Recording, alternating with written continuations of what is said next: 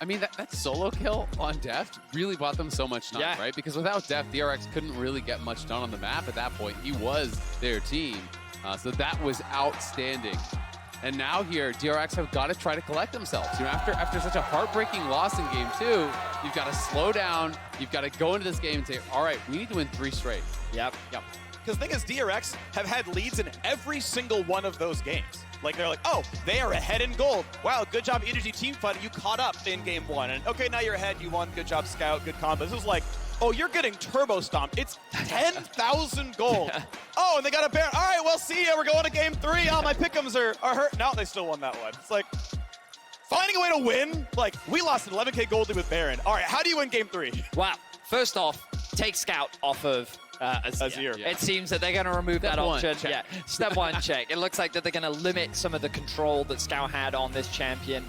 Will EDG give the Aatrox over again? Because no disrespect to Flandre, but I feel like his Jax didn't have much presence in the game, and it didn't really mitigate the Aatrox from doing what Aatrox does. So I have to question, is that really worth giving over? Do you think that Maokai is really a bigger threat than the Aatrox is? I mean, I think that's really the big question, right? And if they're not that worried about Kingan's Aatrox, then they can give that over. They can try to have some sort of neutralizing pick and just try to get more elsewhere, right? You know, because they have such confidence in Scout and Viper and getting it done in the later stages. In back-to-back games, those guys have proven they can get it done. So yes, you may be giving over a priority pick to Kingan, but do you even care at the end of the day?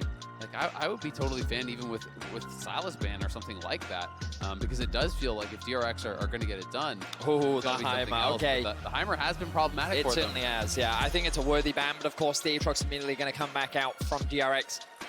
What about the Maokai, though, from EDG? Do they feel like this is something that they want to put in the jungle, perhaps? Maybe even in the top lane matchup, of course, we know that Aatrox does very well to a number of tanks, but perhaps they're saying that the utility that a Maokai can provide is worth it.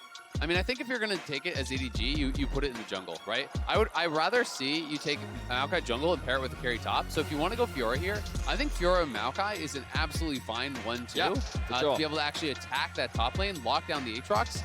They instead are going to go with the Graves. So Pyosik will have the opportunity to go for a Maokai jungle, but now the problem is you get out-farmed so badly by a Graves. Kindred is an answer that a lot of people do like. Would be very exciting to see Kindred come out. It's personally my favorite champion in League. It's a Pyosik special as well. Something that he's often fallen back to in the event that he wants one of his pocket picks to come out and something that he thinks is a good matchup. He's going to do it. Okay. Our first Kindred of Worlds, as far as I'm aware. And there's a Silas getting locked in as well. So a lot of comfort here for DRX. Makes sense. This is an elimination game for them.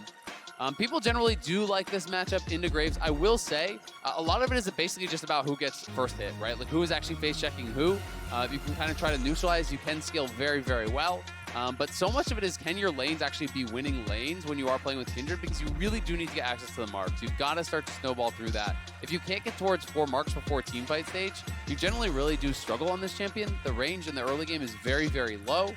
When you're looking over at that other side, it's going to be a problem against champions such as Victor here.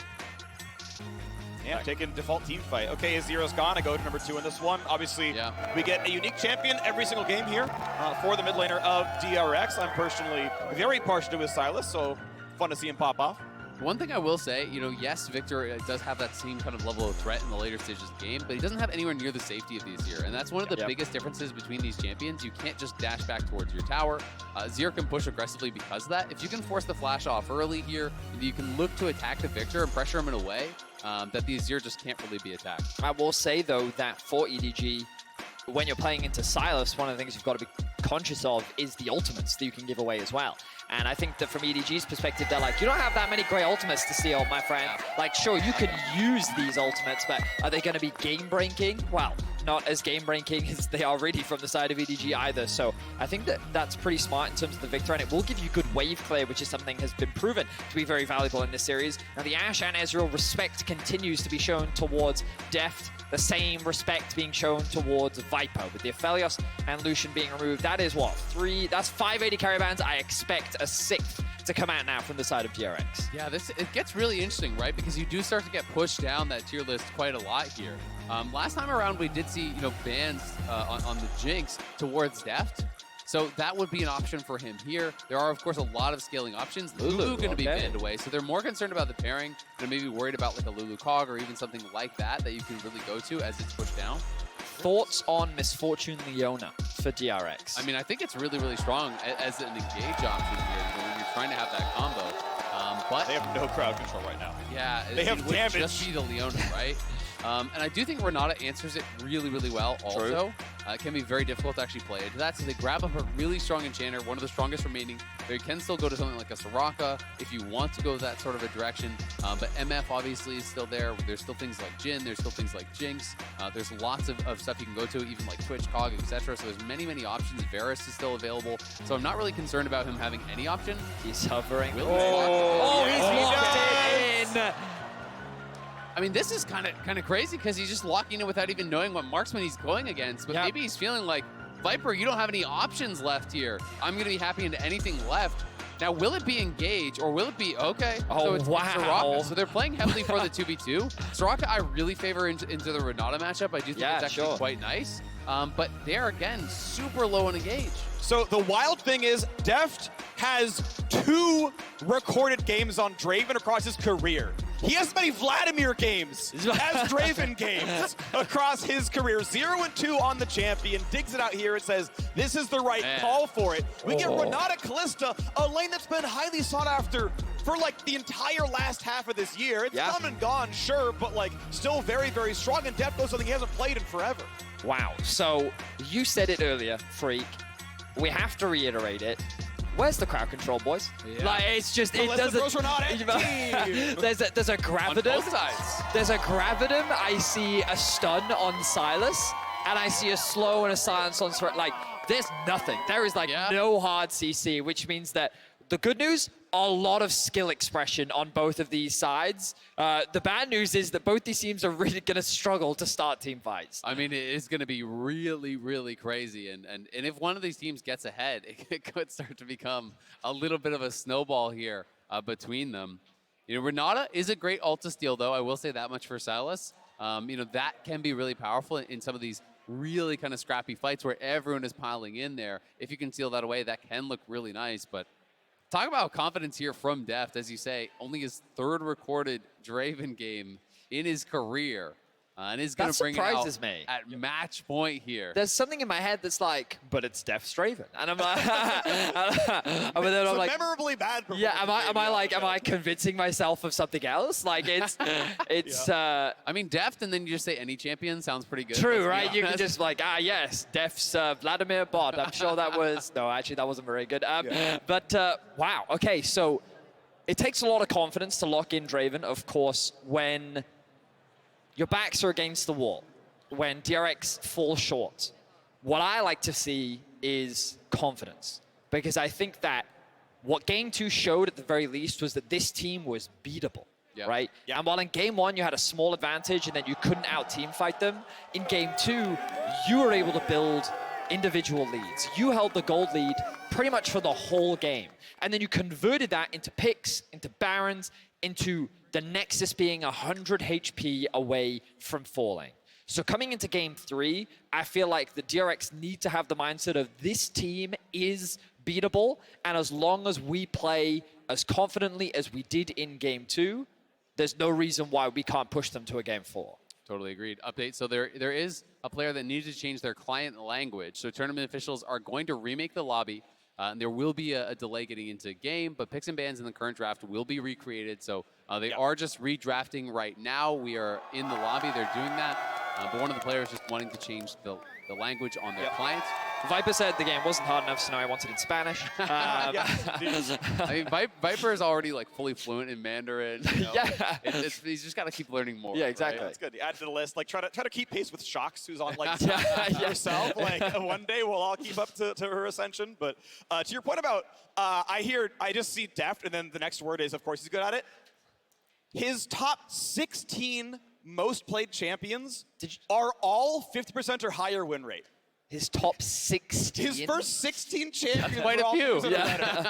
It keeps going. There's a couple of stinkers in there eventually afterwards, but like, he's just got a laundry list of stuff he just wins on at all points in time. It's also really interesting, you know, his highest, well, one of his highest win rate. His highest is Jinx, but also the MF, almost 78% win rate with a lot of games. Yeah. Despite the fact that, you know, he has brought it out, he did bring it out twice in groups, lost both times with that. You know, the only MF wins we've actually seen are the MF Yumi games from quarterfinals, and then some in play-ins as well. But it has been interesting to kind of see the evolution of the meta. And even just the drafting in this one was really interesting to me. See so much focus down towards bot lane. I believe there was 4 or 5 bot lane bans. I mean, I guess there was 6 if you want to count the supports and stuff like that. Sure. So 6 total bans down towards that bot lane. And there's just so many ADs in the pool, really. So it's like you're never going to fully ban them out, but you are trying to limit options. But I just can't imagine that they were really prepared for the deft Draven here. And all the love for Showmaker.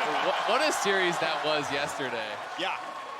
Oh, it is fun. The audience here, I've said it like every week. My people are like, y'all been amazing every single time. It's fun. I stay up here after the games. People are like, waving, we're saying hi, what? I'm just selfie with the crowd, which is great. Like, you all have been absolutely wonderful here in New York. Thank you so much for being absolutely amazing for the last 2 weeks. I'm hoping Atlanta is like up to your level. I'm just saying, like, you've set a high bar here is all I'm saying. I mean, it's been two weeks of incredible games here. It's been such a pleasure to be here in New York with the live audience.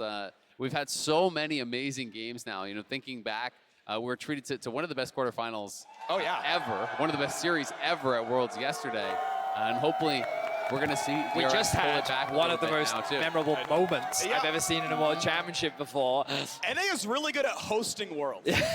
Yeah, like 2016 we're was the a best. banger. It's true. And then we come back here 6 years later, and it's again an absolute banger. It's great. And like you already look at the semifinals ahead of us as well. JDG, LPL's first seed up against T1. Yes, 369. Yeah, it's going to be incredible. And then we're guaranteed one of these two teams going up against Genji, who went all the way to 5 games against Dalmon yesterday. So the semifinals are guaranteed to be a banger. We are getting closer and closer to jumping into the game. Loading screen I see it. acquired. Onto the Rift in just a second.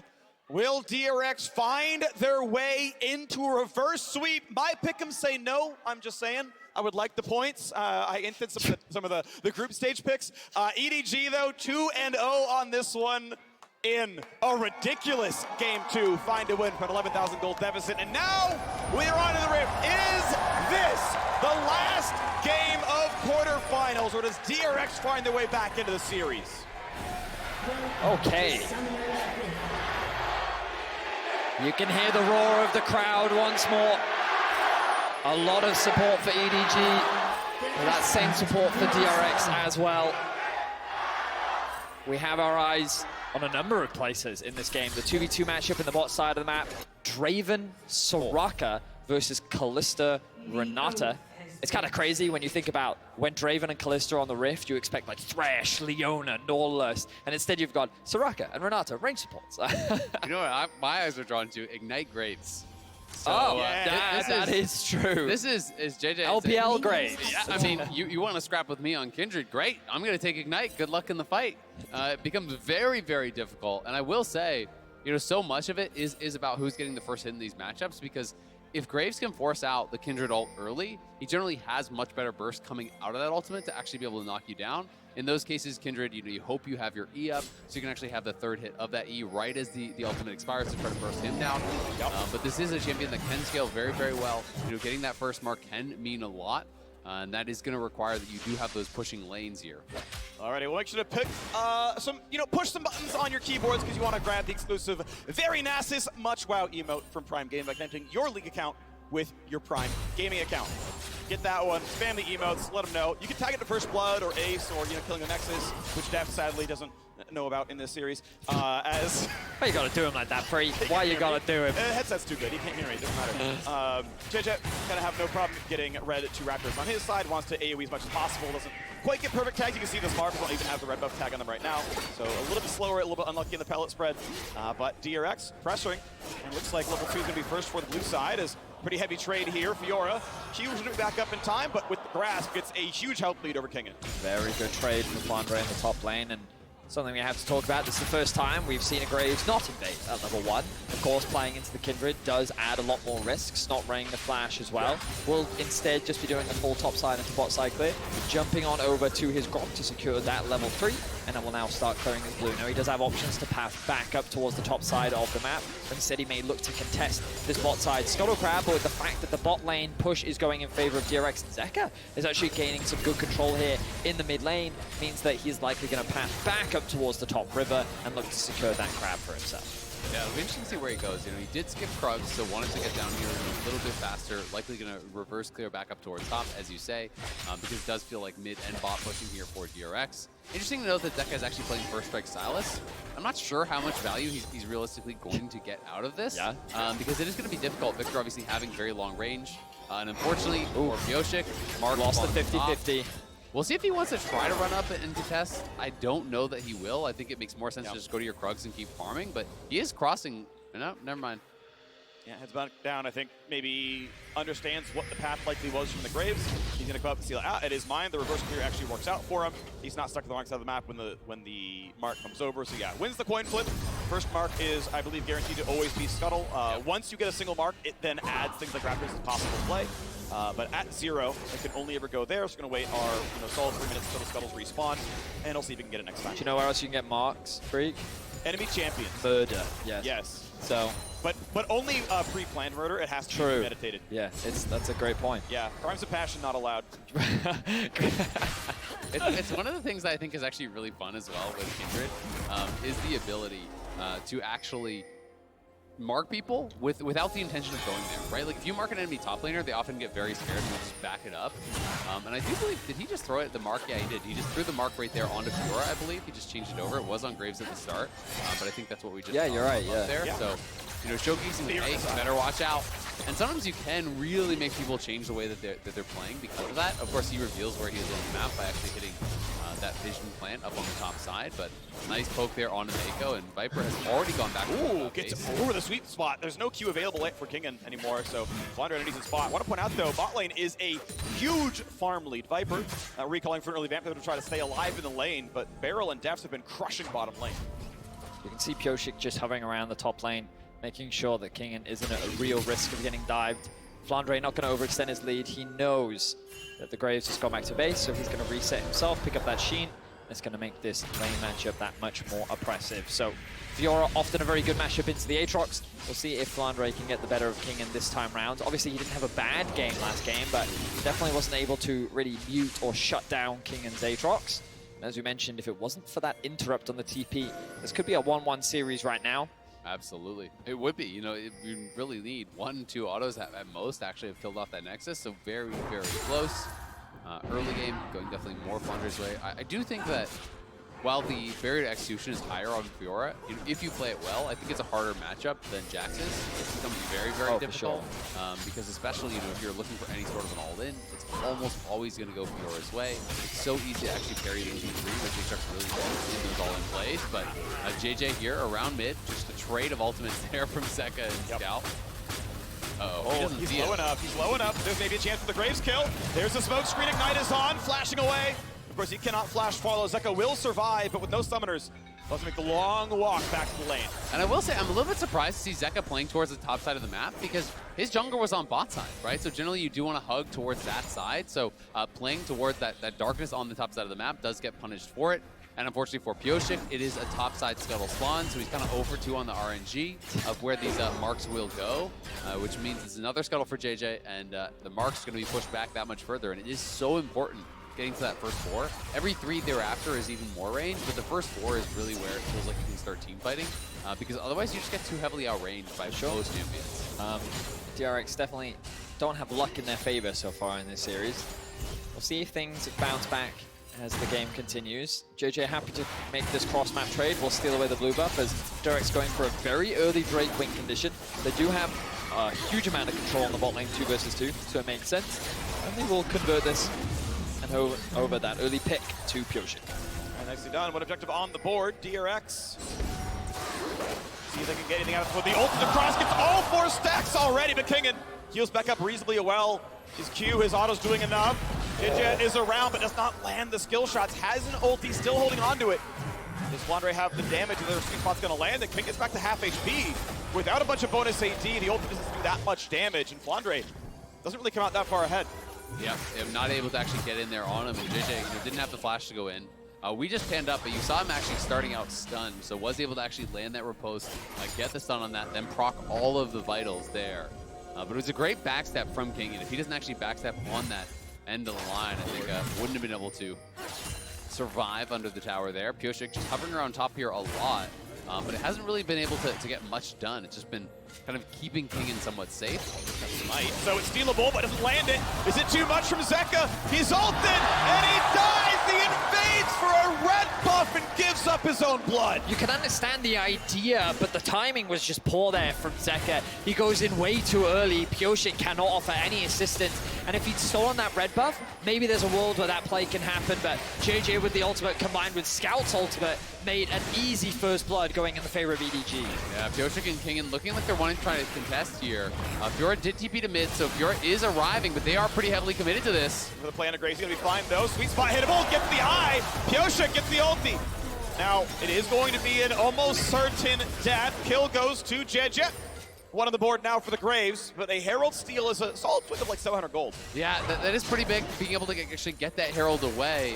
The aggro is a little bit mismanaged by EDG. You need to keep someone on that same side as Pyosik, because otherwise the Herald turns towards you, and Pyosik gets the free auto on the eye, which is what happened there, allowing him to actually secure it. But meanwhile, on that bot side, Deft and Beryl are pushing, almost have secured a second plate, and that does give you a clear target of where to actually go with this Herald. Again, JJ first towards the mark, though that mark spawning in the bottom side, and Pyosik still not able to find his first one of the game. So frustrating for Pyosik. It can really be a difference maker because Crit can be so quick to snowball the game. But JJ has had good control over these Scuttle Crabs. We're going to have a look back at this. So again, we talked about timing here. You can see that JJ is already level 6. So even if he was able to steal this one away, but now Zeka's committed both his Q and his E onto the red buff, which means that even if Pyosik was there, they're already down 2 skills, and there's no real way that they're going to come out on top of that. So maybe a cheeky steal attempt with the Q might have worked. But then we talk about cheeky steal attempts. This is a great one here from Pyosik as all of EDG is on the right side, and it opens up the eye for Pyosik to land the smite and the auto attack. Does cost him his life, but overall 2 kills for a Herald. In the long term, I would say this is going to be worth it, DRX. For sure, and that was actually so close though, because the Herald was turning there. It looked like JJ almost had the angle to actually get the auto on the eye right as it turned. They are going to drop this mid lane, though. I'm surprised. I thought it was going to be for Deft. Yeah, I was convinced they were just going to drop it in the bot lane, get Deft out onto the map. Maybe they can already swap out the Aatrox from the Fiora matchup, and then, you know, you can start taking more towers and more plates, feed them into the Draven. But I know they want to get Zeka a little bit more gold. They know that he has been struggling a little bit. You look at the item difference in the mid lane. Leandri's on one side, not much on the other. Chapter. Yeah. Not the best situation to be in. Of course, there was one auto away from Deft killing the second turret plate in the bottom lane. The Herald Charge would have most certainly gotten that one, plus the next 2. Could have been a good share of gold. EDG with their kills, up 600 gold in the early game. Somewhere to be farmed though. Mako goes for the ulti. Gonna not. Oh, he does land on a Deft, and that means the combo can land. Oh, the cash in! Executes Mako! Viper comes in for the rest. Beryl certainly cannot survive this one. They'll wait. They'll rend him in the end.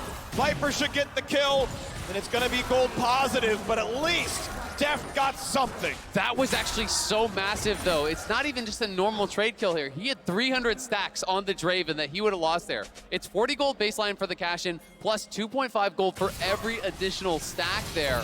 So that's another enormous amount of gold that he's actually getting. That was worth like 3 kills, essentially. Yeah, if I can have a quick check. You can hover the tooltip, I think. Yeah, if you hover the tooltip on the passive, it'll tell you exactly what he got from the cash-in. 757. 757, plus the base kill gold. 1,000 So gold. he got over 1,000 gold for that one kill.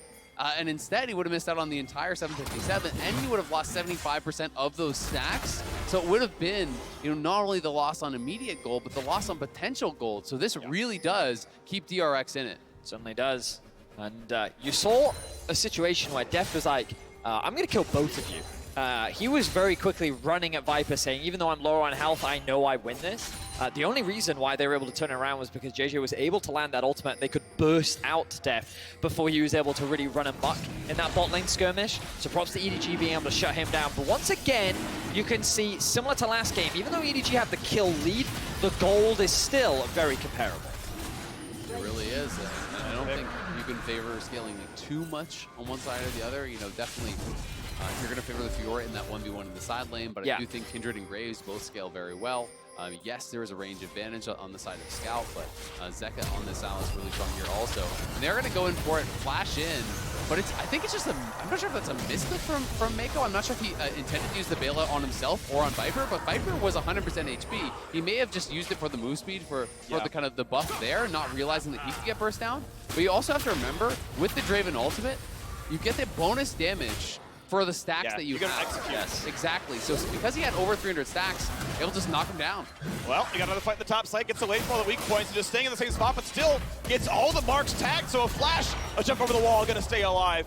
But that is still a long summoner spell missing out of Kingen. It is, but that was actually really well played. You know, he knows that JJ is coming over, so he just stands and fights Flandre until his E is back up, then flashes over to E over the wall. So really nicely done, I think, escaping what was a pretty difficult situation. And Kingen is up at least a bit of farm. Ooh, gets a smite steal, that's something, but it's gonna be enough damage. Might have to ulti, this one does so.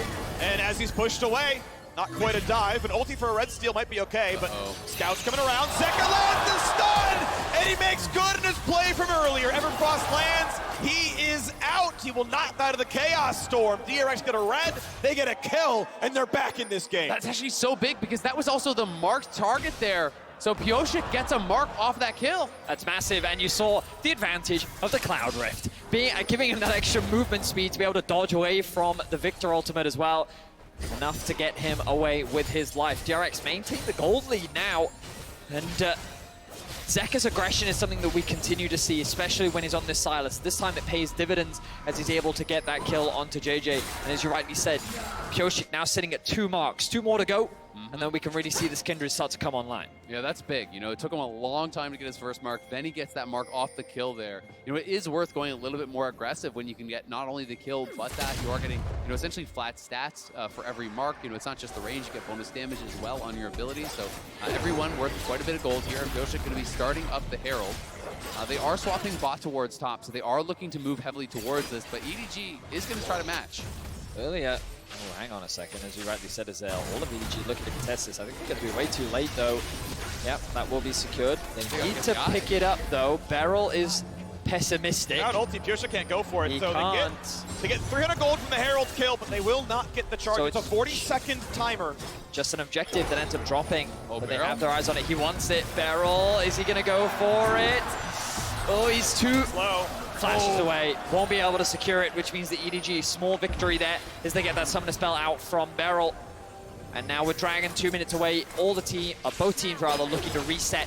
Kingen making his way to bot side and will start threatening their bot tier 1. Nicely done by EDG, just pushing them off. It kind of looks to me like Zeka maybe could have just ran straight for it at the start, but I would have to really watch it again to be sure. I mean, he was missing his flash. You wouldn't want to give up your life to be able to grab that Herald.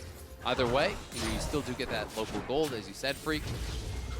And so earlier, Azel, you were talking about scaling and how it's pretty interesting, right? Because I think one of the main reasons that Kindred is considered quite good into Graves is because she can outscale him, especially when she's more of the traditional AD carry. You can already see picking up the Kraken Slayer. In terms of the straight-up 1v1, I think the biggest difference would be JJ having slightly more HP, but that damage is going to get rampant as Pyosik continues to scale later on into the game. And Zeka on Silas also has a lot of late-game threat, and we know the traditional teamfight power of the Aatrox. The thing that I think is interesting about these two AD carries is typically they consider to fall off in the sense that they don't, often against solid front lines, it can be difficult for them to gain access because they have relatively short range. Kalista also doesn't build like a typical AD carry does, but there's a lot of squishy targets on both these sides. Kalista has a lot of mobility that can be used.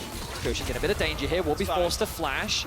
But I'm really interested to see how these late-game teamfights actually play out, because as we talked about, it seems like these fights really could go either way depending on who gets the better setup on the objective. No, I mean, I absolutely agree, right? When you think about Draven, you do think about struggling to actually punch through that front line, not always necessarily having the best range, not always having, you know, the best kind of movement to be able to avoid that. But you look over, so many of these champions are so incredibly squishy. You know, if this Draven gets the 3 crate items, gets the IE, has a rapid fire, that 1 axe can mean so much. And this is another marked target here. So the 3rd mark there for Pyosik. He's only 1 away now. Flandre! Flandre gonna get CC'd for a bit, gonna flash instead of post too much of anything, but would have still been in so much threat afterwards, and has to walk this one out. Drake is up in 10 seconds, and Flandre without a summoner spell might not be able to fight for it. EDG, you can see they're not even playing to the side of the map right now. DRX first on the objective. Pyosik will be able to get another crab. Felt like in the early game, JJ had full control over those little crabs. Now the ultimate stolen away from Scout. I say stolen away, I suppose should see borrowed. Thief! Borrowed! As Zeka's looking to return it. It's our Soon. ultimate summoner. 3,000 health on the Cloud Drake. Everyone else walking in there. JJ would like the smite. It's going to be claimed by Pioshik. No execute yet for Def, still fighting. But Nearsighted cannot fight anymore. JJ push them away. Yeah, gonna be able to push him back, but DRX do grab the dragon. They're second of the game. Gonna be feeling really good about that. And they do have some pretty nice champions for the Cloud Soul. Aatrox is always one that I think really does benefit from it because you're already getting the speed up from your ulti, but Zeka could be in trouble. Force the flash. Damage there as the rest of DRX wants to clear the way. A little bit of poke down towards Viper. A pullback and a Mega will not find the kill. And in fact, forcing the ulti out of Kindred now as well. Pioshik, that is a very long cooldown. It'll be up in time for the next Drake, sure. Not a lot of health given. This is gonna be knocks down bot lane. This is gonna be a weird thing to say, but Scout is very good at dealing damage. Yeah. And it might seem weird, but when you think about a champion like Victor and Azir, often one of the hardest things to navigate about these champions is for Victor, very linear skill shots, controlling his soldiers, for Azir. Yet, regardless of the position that Scout finds himself in, he's always able to deal a ridiculous amount of damage, and it's just a management of his skills along with understanding the limits of his champions and the flexibility in his pool. He's just such a talented mid laner. It's always someone that you have to respect and understand that he will always be a threat as the game continues. Absolutely. This is a guy who, back in the day did train under Faker, came up with some right, has been in the LPL for such a long time. Part of EDG, who is the most successful regional organization. They have 6 championships, I do believe it is, in the LPL. This is a team that are kind of known as the Kings of Summer, right? RNG are the Kings of Spring. They're the ones that go to MSI, but it's EDG who owns Summer. And what's crazy is, for the longest time, EDG was the international failure for the LPL, always getting knocked out in the quarterfinals, maybe sometimes even groups, right? They just could never perform on the international stage. And then last year, being world champions was very different to what EDG fans are used to, but now that pressure falls on their shoulders once more. Can they do the back-to-back? They find themselves 2 games up, but DRX are not going down without a fight. Certainly in quite the battle here. Only a 1,000 gold difference. Scout gonna go ahead and let this wave get crushed as he knocks down these minions and denies as much gold and XP as possible. Zeka only now walking to this lane. He lets the wave die. He'll get the rest of this gold, pick up the 500, and walk away clean, putting the game a little bit closer. 500 gold difference, 2 Drakes to 1. DRX with a lot of pressure though, pinging. Despite being counterpicked here, Aatrox versus Fiora, despite being a player that I think has often been maligned for his laning phases and just overall, he's one of the ones people look at when it's like, they lost, yeah, top diff. But he's actually been winning the lanes, like largely against Blunder in the series. Yeah, no, I think he's been doing a good job. Largely people look at the other side of the half bracket and they're thinking about Breeze, they're thinking about 369, they're thinking about Zeus, and they're saying, all right, that's the top lane side. This to me has been the bot lane side, right? It's Deft, it's Viper, it's Ruler, it's all these guys, battling it out who are considered, elite at that level. But it doesn't mean that even some of these players who aren't considered, to be the very best in the world aren't still truly incredible. Right. Gets one, finally pays back. There's a ward that got put down. My thing pop. Thank you very much. Control ward killed. Gold handed back by the ghost ward. It always feels so bad when you're doing a buff and then the enemy jungler just walks up, steals it. Yeah. Oh. Okay, ulti goes in for more flash or flash. Ooh. That means he's low. Ultiable. Goal! Step by Kingin. Look at Zeka. He's so far behind them. He actually TP'd in there. They're going to look for the deep flank. Big flank. Wants a stun. Is he going to find it there? Make it as a shield. Waiting. Get ready for the rest. What's he going to steal? Looks at the Everfrost. Nothing else. Doesn't want this fight anymore. Immediately pulled out by Viper. Yeah, but that's Mako's flash. Mako flashed immediately there before he got pulled out. Going to be a sidestep on that ulti. He's going to try to redirect it through them, but won't be able to find the angle. Remember, Deft has been farming up these stacks for a long time since his cash-in. He's again back to nearly 300. He's at 265 stacks right now, so it could be another massive cash-in if he can get it. And Pioshik, as you had touched on earlier, did hit his 4th mark off of that Gromp, so he has really hit that critical point. Looks like he's going towards a Wit's End next, so not going to be going towards, IE kind of max damage style of build, but still, showing respect over the fact that Scout is going to be such a threat. Okay, 40 seconds until the next dragon. DRX do have the push in bot. They have control of the mid. When you look at the vision around this objective, you can see there's one deep ward around the Raptors for EDG, but not really much else. Not much vision has been invested. It's largely been a contest over these waves. DRX are trying to make their way deeper into the bot side jungle. Zeka will gain a little bit more information, and Kingin is clearing this out. So here we are, DRX now with good control around this objective. The EDG forcing their way through mid will give them access into the river. Half HP is mid lane turret, but it's not going to mean much. EDG are first to the river, at least with numbers. King was there, but going to get pushed out a little bit. Attempted poke by Pioshik, not going to land for much. Vapor a bit low, a little bit low on mana as well, and ulti is down. EDG do always have such faster push because of this Victor. There's not great wave clear on the other side, so going to be a little bit more difficult. But Pioshik is in the pit. Remember, he can ulti the dragon if he wants. Zeka. Steal, Berserk hits absolutely no one, and claimed by Pioshik. It's enough time to jump in, smite, and get out. Exactly, yes, he doesn't hit anyone, but it's because they all had to run away from the dragon. So Zeka, with the zoning ultimate there, stolen from Mako, pushes them back, gets them the dragon, and now going to get them the tier 1 as well. That was a beautiful position from Zeka. This is something we saw a lot from him in the group stages. Zeka stealing away Maokai ultimates to act as zoning tools, and now EDG committing to a dive. No flash, no ulti anymore. It's going to drop down. Flana gets the kill credit, something on the cross map. EDG need to wait for the next wave to kill the next turret, but you can see DRX grouped up around Baron. TP is up for the victor. He can join the team, and that 4v4 is more than DRX wants to play for. They'll take Krugs and lose bottom. So a small blunder there from Kingen. He should have recognized that his team was pathing up towards mid and top, and he was left alone, whereas EDG was still hovering around, and they wanted to secure that bot tier 1. So he ends up losing his life. EDG get another tower on the board, and they get themselves another kill. Now they have claimed control over the gold lead, but it's only a small one. Both these teams are neck and neck here in Game 3, and it feels like that every single time this series, EDG have been able to come out on top. Their team fighting continues to dominate here in this series. Let's see if the same will happen again as we get closer and closer to one big fight. Yeah, we're closing in on that soul here, 3.5 away. Securing that last dragon so big for them, but Scout is becoming such a problem, you know, going for this really high damage build here. Zeka, though, threatening on the flank. Wants the stun, but doesn't want to dive into these 4 right now. Scout gonna be able to walk away, no problem. Has the move speed with his evolved Q. Get away from Pingin's W and not get chained back up. You can see a 1,000 gold difference separates these teams. EDG still playing to the edge. Not gonna get locked down by Zeka, who then looks for Flandre and a TP back in. Looks like EDG pushing very hard to try to take his mid lane turret down. Full health and mana bar back on a Scout. Hoping they can find it. King is still on the wing. Still no flash, has his ulti back up. Poke from Mako, be careful, could be too far up. Gonna be attacked. And be Kalista ulted back out, a long cooldown now missing.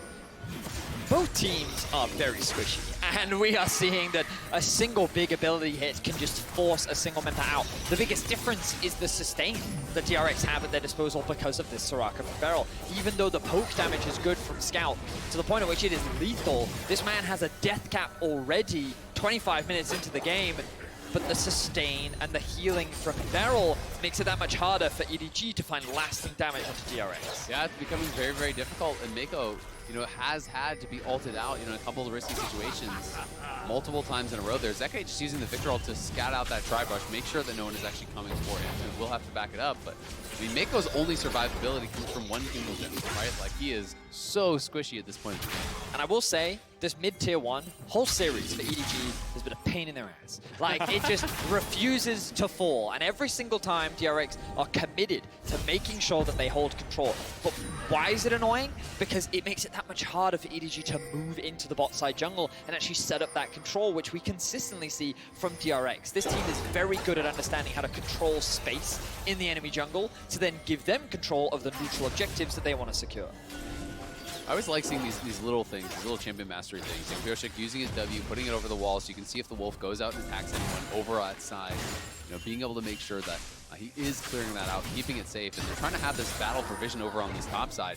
Zeka really wants to finish off this tier 1 tower top that is very, very low on health, as you can see on the minimap, but has not been able to get access to it. JJ and Pioshik are just going back and forth, trying to clear out the vision to allow their solo laner to be safe to push up. 1,500, EDG actually slowly clawing Elite. Some of that could be first strike on the Victor, to be sure. But also point out that Deft has been stacking and stacking 362 stacks. That's 362 extra true damage for an execute on his R if he gets someone low enough. There's always a chance he gets that one and cashes in and goes huge.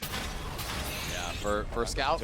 He's now up to nearly 900 gold, 800 and something up on the first strike.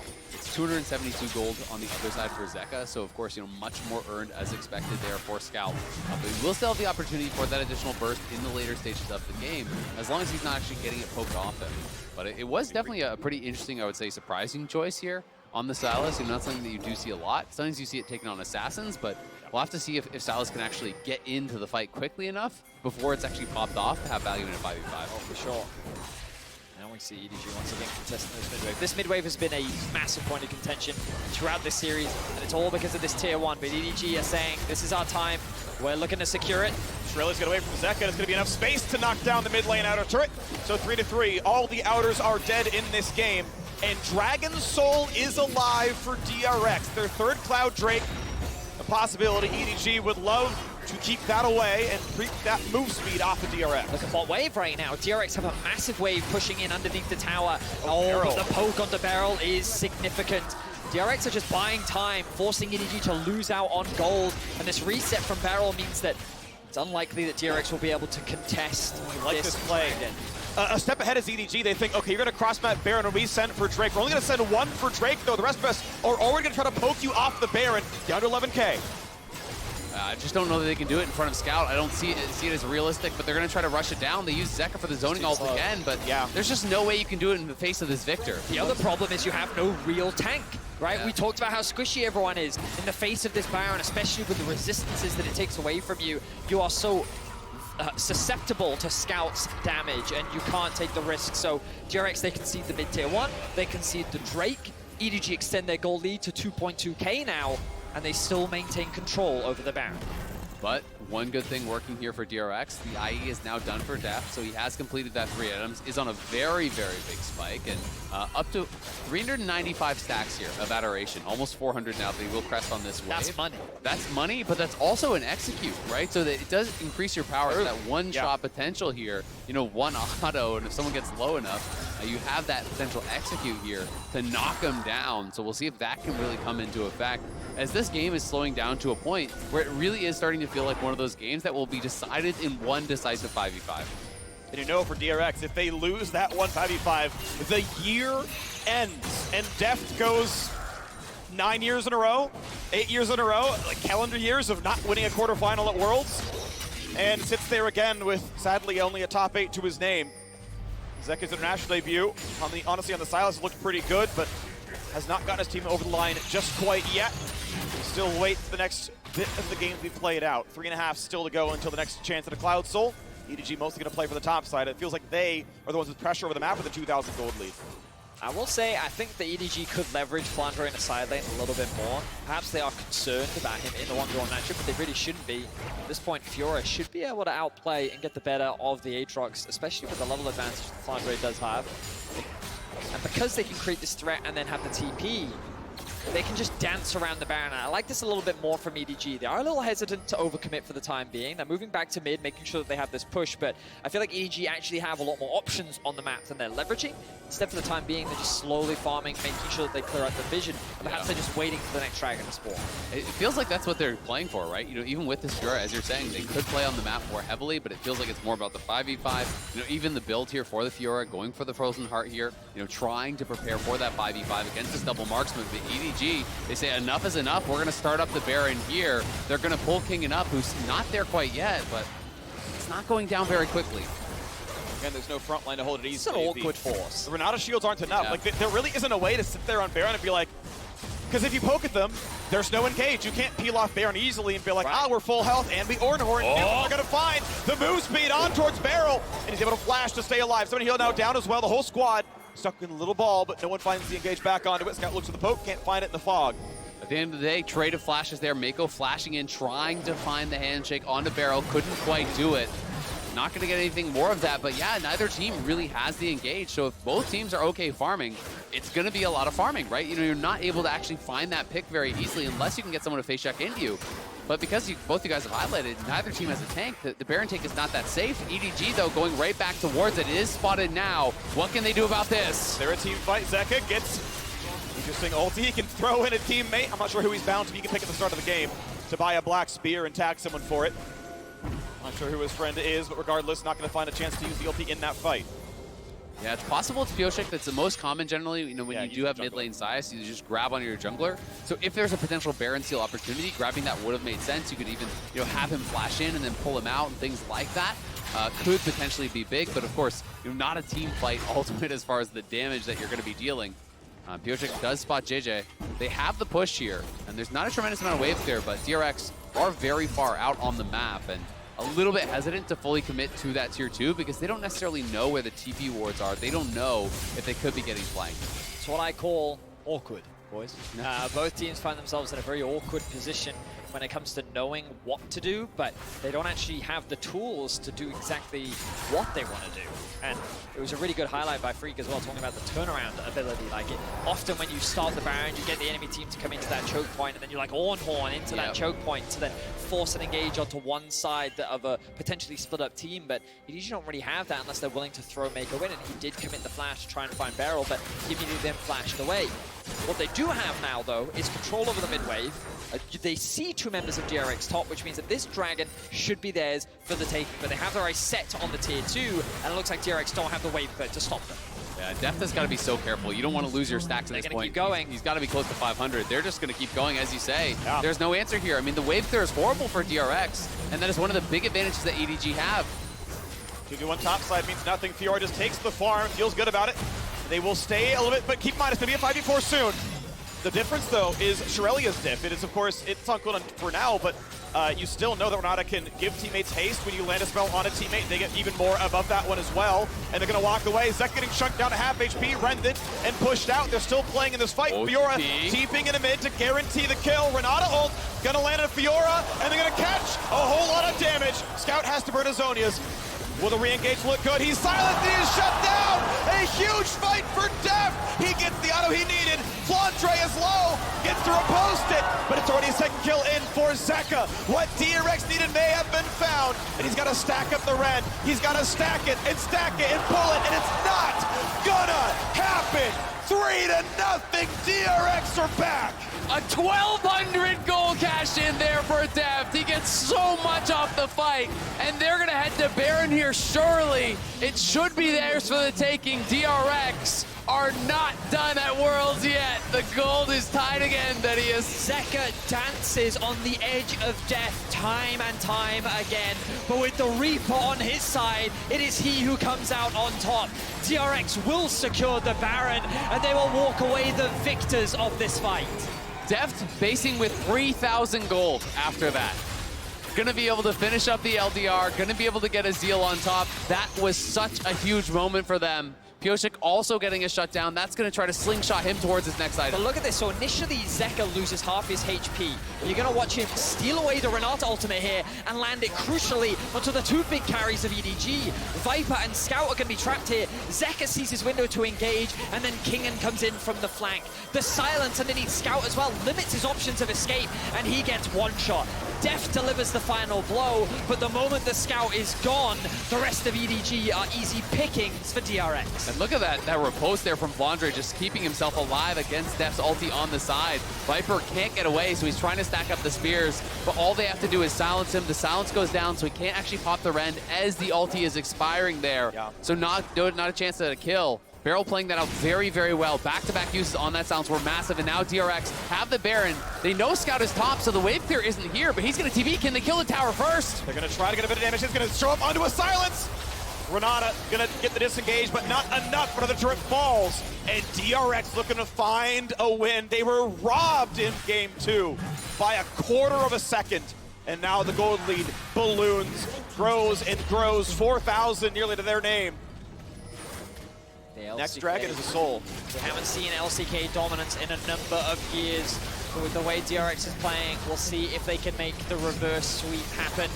Zeka once again dashes in. Pioshik. And finding it again, low health bars. Pioshik, yes, he's going to be inside the ulti, staying alive for this one.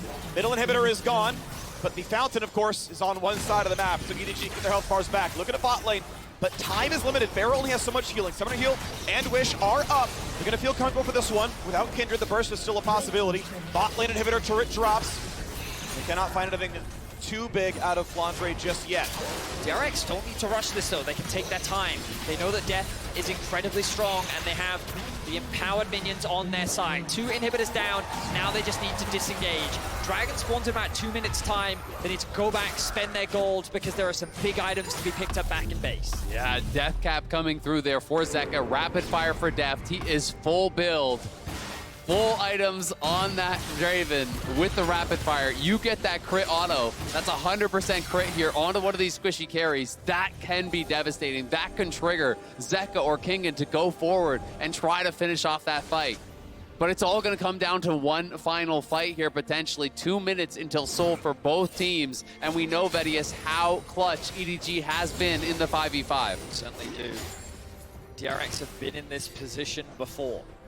It was about an hour ago.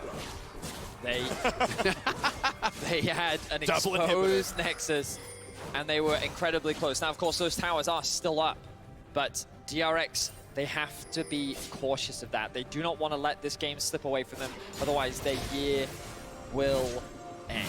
And I will say a key difference between this one and the last one. In the last one, I think they didn't feel they could 5v5 any longer. So they were going towards these split push, these kind of backdoor tactics. In this one, I do think that they feel that they are on even keel. They have been willing to take the fights. They have been looking for these 5v5s. Death is in such a position of power right now. And Zeka as well with that death cap. We know the burst is huge. I mean, I think one of the other big differences is Viper, right? He was such a problem for them the previous game. He felt like a wall that couldn't get past. Can he get stopped? Second gets it wrong.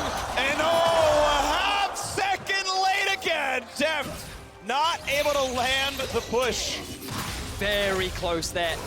DRX almost secured themselves a pick, but it doesn't matter. TP now gone for Flandre. That silent threat isn't there. Zeka can stay top now. As he pushes in the top wave, we'll have the teleport available. Notice, too, that the bot lane is pushing in favor of DRX. Big crit on to Mako. Should force him back, and this is likely the soul for DRX. It looks like it will be. They're going to TP back here, and we can see Mako is basing. It's 20 seconds until spawn. Will they try to get out there? Flandre just based and completed his death stance. He doesn't have TP, but they are running out of the base here. It looks like they want to try to find some sort of an angle if they can. Taking all the vision first, right? Getting everything, so you have to walk through 7 miles of fog of war. Get anything done, then it's down to 4 seconds. Absolutely no wards down there, which means there's nothing you can easily do as EDG. You're gonna guess, what's safe for us? And the answer is nothing. As Drake is burned and slain, and a Cloud Soul comes through for DRX. And Pioshek picked up another mark. He's up to 8 now on the Kindred, so he's got his second range upgrade already at the 7. He's just going for bonus damage there, bonus stats. He's going to have that backline access. And I love the purchase here of the Black Cleaver. CDR very effective on the Kindred. And is going to be cutting down the armor for the Aatrox, for the Draven, as well as for himself. EDG can feel the pressure now.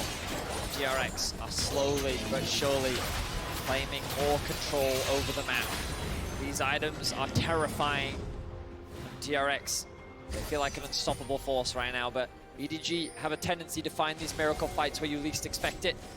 They are still very well respected in the LPL and internationally. And this team is a team that you cannot afford to underestimate with the names that exist on this roster. Absolutely. You can see Viper, who knows the physical damage threat there is massive. Looks like he's building towards probably a last item Branduin's here.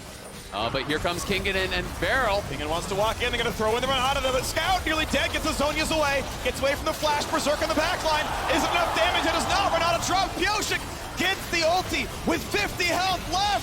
And he's going to burn the stopwatch now as well. Flandre needs to live. Gets a bit of healing, but it's not going to be enough. Chicha mostly left alone. Knocked up and slain. And Death will take another head. And another. And another. And that's going to steal the deal. Scout left alone, trying to clear waves, but DRX are 3v1. DRX do not falter, they do not give up, and they stand strong in the face of the reigning world champions. They will bring us to another game, and they will take down EDG. The inhibitors likely will not save you now, but we'll wait till the whole thing falls. Kingen dives in for Scout. Cannot find his man just yet. May in fact drop, but they're on to the Nexus. Deft finally gets the shot. DRX take a game. What a game from DRX. Happy birthday to Deft. He knocks down his first Nexus in this quarterfinals, and DRX stave off elimination here. They're gonna have to do it 2 more times if they want to stay alive in Worlds, but this was a great first step. And Deft gets his first ever career win on Draven here. Not something you would be thinking he'd be saying this far into his career,